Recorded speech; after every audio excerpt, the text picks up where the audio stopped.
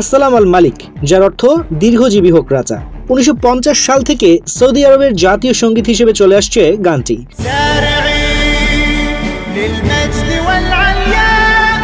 এই গানের কথা দিয়েছিলেন ইব্রাহিম খাফাজি এবং সুর দিয়েছেন একজন মিশরীয় আব্দুল রহমান আল খাতেব। এবার সৌদি আরবের জাতীয় সঙ্গীতকে নতুন করে সাজানোর পরিকল্পনা করছে দেশটির সরকার। কাজটির দায়িত্বে থাকতে পারেন মার্কিন অস্কার জয়ী সুরকার হ্যান্স জিমার।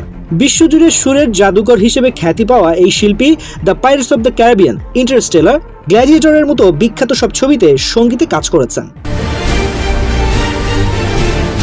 সৌদি আরবের এক উচ্চ পদস্থ কর্মকর্তার বরাত দিয়ে দেশটির গণমাধ্যম জানিয়েছে, দেশটিতে যে বিপুল পরিবর্তনের কর্মযজ্ঞ চলছে, জাতীয় সঙ্গীত পরিবর্তনও ওই কর্মযজ্ঞের অংশ।